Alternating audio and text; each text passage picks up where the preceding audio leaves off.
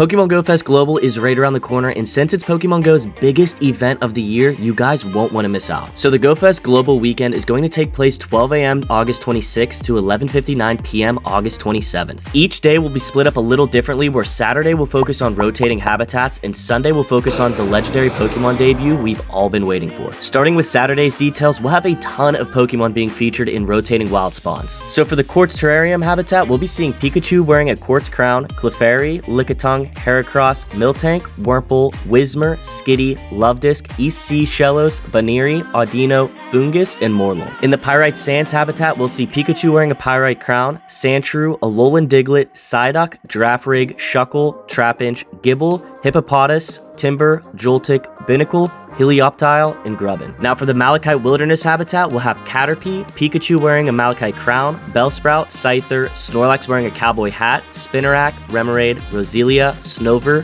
Cottony, Ferroseed, Stunfisk, Fomantis, and Oranguru. Finally, for the Aquamarine Shores habitat, we'll have Pikachu wearing an Aquamarine crown, Horsea, Lapras, Marill, Wobbuffet, Carvana, Barboach, Bagon, Beldum, West Sea Shellos, Woobat, Timple, Goomy, and Marini. So like I said, a ton of Pokemon. As for the raids, we're getting some solid Pokemon featured, where 1-star raids will be Goomy and different Pikachus wearing a Quartz, Pyrite, Malachite, or Aquamarine crown. For the 2-star raids, we'll be seeing Carbink, which is one of the best Great League Pokemon you can get. 3-star raids will feature Snorlax wearing a cowboy hat, and finally for Primal raids, we'll be getting the extremely powerful Primal Groudon and Primal Kyogre, so if you missed them during the Hoenn Global Tour, now's your chance to get them. Moving on to the details for Sunday, we'll be getting the same wild spawns as the first day, but there will not be any rotating habitats this time, so those Pokemon can appear at any time. As for the Sunday raids, this might be the best raid group we've seen all year, where 1-star raids will be the same and feature Goomy and the different variations of Pikachu wearing event-themed crowns. 2-star raids will still be Carbink, so again, I highly recommend getting it if you don't have one, since it'll be a top PvP Pokemon in Great League. 3-star raids will still feature Snorlax wearing a cowboy hat.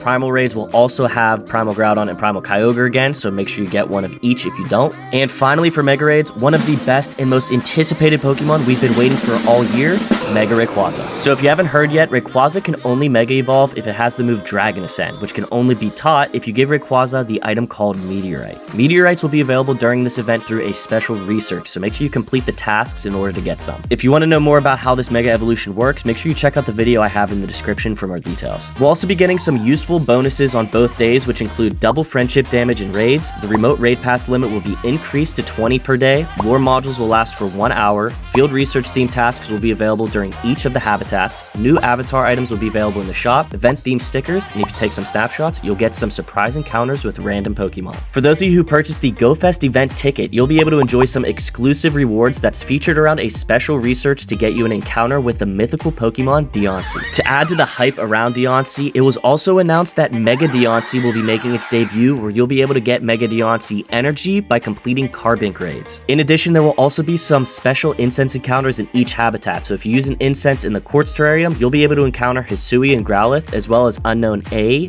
D, I-M, which is making its debut, N, and O. In the Pyrite Sands habitat, you can get Pawniard, unknown A, D, I, M, N, and O. In the Malachite Wilderness habitat, you'll be able to encounter Carnivine, unknown A, D, I, M, N, and O. And in the Aquamarine Shores habitat, we'll be able to encounter Pachirisu, as well as, you guessed it, unknown A, D, I, M, N, and O. There will also be exclusive bonuses for you event ticket holders, where you'll be getting boosted odds at encountering shiny Pokemon, 6 special trades each day, 9 free raid passes when you spin a gym or a Pokestop, special 7-kilometer eggs, additional meteorites to help you get Mega Rayquaza, and finally, a global challenge that will give you another special bonus. And just when you thought that's enough, we're not done yet. So for those of you that are interested in PvP, we're also getting a few Pokemon that can learn featured moves during this event. So Butterfree will be able to learn Bug Bite, Sandslash can learn Night Slash, Clefable can learn Pound, Flygon can learn Earth Power, Salamence can learn Outrage, Metagross will learn Meteor Mash,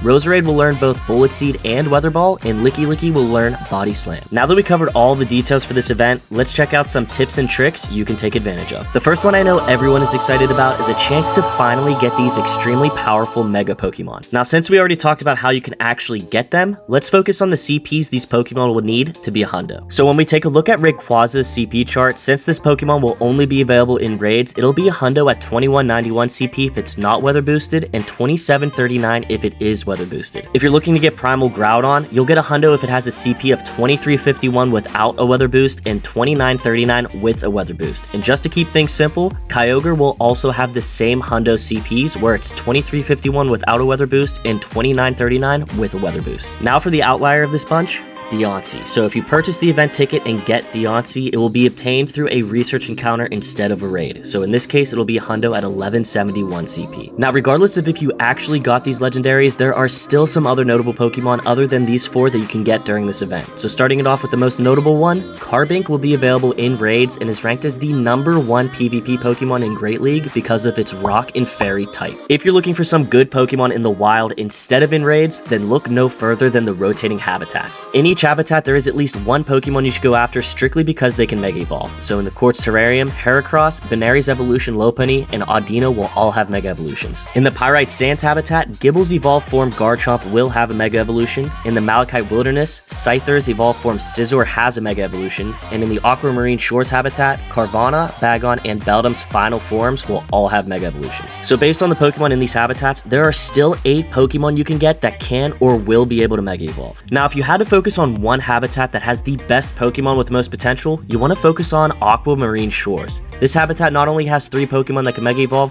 but it also has several Pokemon that are relevant in PvP such as Marill, Lapras, Mareanie, Barboach, and Beldum. If that doesn't convince you it's the best, we also have Goomy available in this habitat along with Pikachu wearing an aquamarine crown, which I personally think is one of the cooler ones. Finally, for my last tip, make sure you take some time to prep before this event starts. I've probably said this like 3 or 4 times already, but there are some awesome Pokemon available in the wild as well as in raids, so take some time to clear out your storage to get rid of any unwanted Pokemon, and make sure you spin a bunch of Pokestops to stock up on Pokeballs and berries. Remember, this is Pokemon Go's biggest event of the year, so it's supposed to be fun and engaging for not only the people attending in person, but also globally for the average players like you and me. So get out there, have fun, and most importantly, let me know what cool Pokemon you guys caught.